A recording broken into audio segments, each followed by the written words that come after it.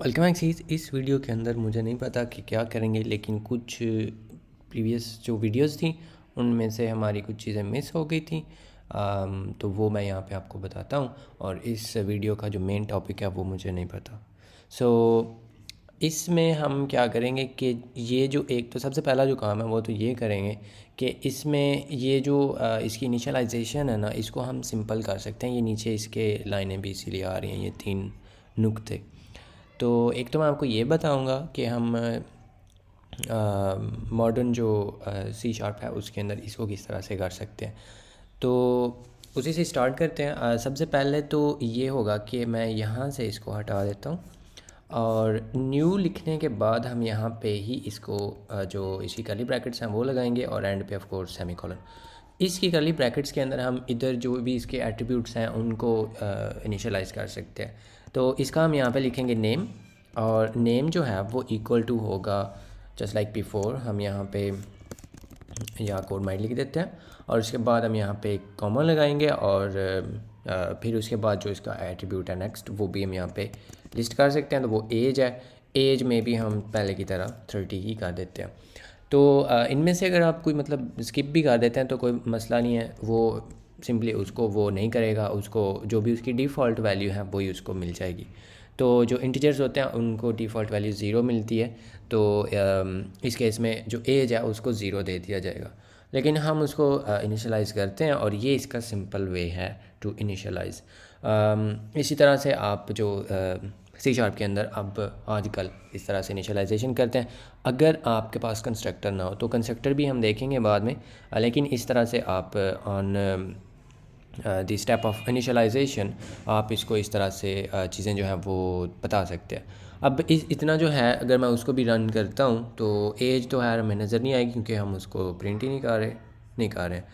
Code might is oh my God, फिर बिजली हो गया, और उसके बाद 30 आ गया। 30 जो है ये मैंने आई गेस प्रीवियस वीडियो में नहीं था, लेकिन मैंने अभी इसको यहाँ पे ऐड किया है। एंड इज़ अगर आप ईयर्स ओल्ड, तो अब जो है यहाँ पे हमें वो भी आ जाएगा 30, क्योंकि हमने यहाँ पे उसको इनिशियलाइज़ किया विद 30। तो इस तरह से आप ये कर सकते हैं। और दूसरी जो चीज़ हमारी रह गई थी वो है कि आप क्लासेस को डिफरेंट फाइल्स के अंदर किस तरह से बना सकते हैं। अभी के लिए हमने इसी क्लास को इसी फाइल के अंदर बनाया हुआ है, तो हम इसको सेपरेट फाइल्स के अंदर भी बना सकते हैं, जो कि एक गुड प्रैक्टिस समझी जाती है जब बड़े प्रोजेक्ट्स हों।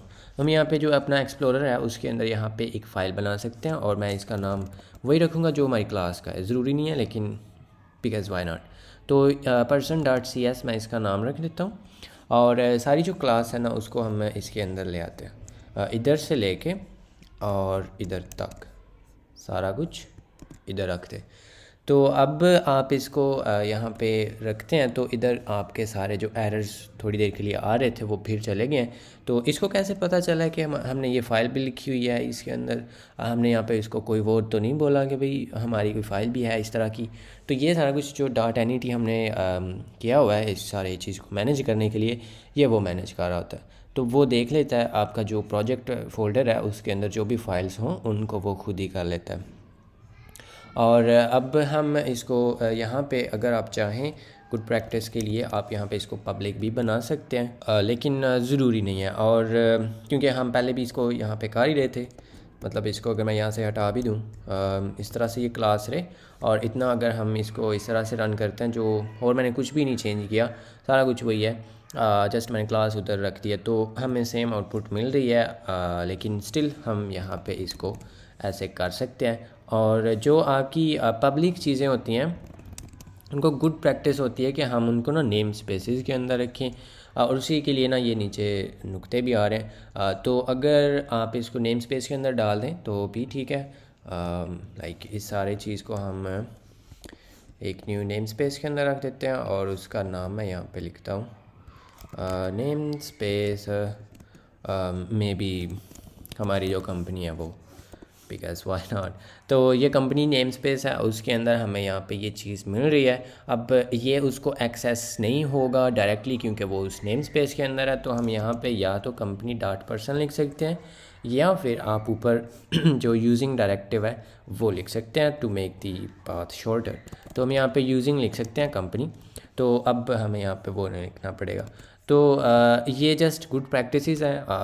आप इस तरह से इसको नेम स्पेस में डाल सकते हैं। अब नेम स्पेस जो प्रीवियस हमने देखा था, नेम स्पेस आप इस तरह से ही समझ सकते हैं जिस तरह से वो सेक्शंस थे।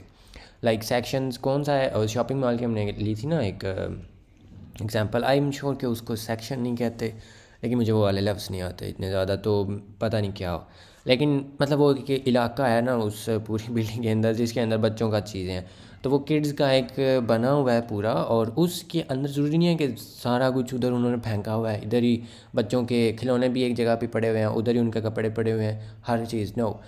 एक सेक्शन है, एक पूरा इलाका है जो बच्चों का है, लेकिन उसके अंदर आगे क्लासेस भी हैं। तो ये पूरे की पूरी हम मे बी आप इसको वो बच्चों का सेक्शन समझ लें, और ये मे बी उसके कपड़े हैं, और फिर नीचे आप एक और क्लास बनाएं इसी सेक्शन के अंदर जो कि मे बी लाइक वो उसके शूज़ हैं या मे बी टॉयज़ हैं और समथिंग।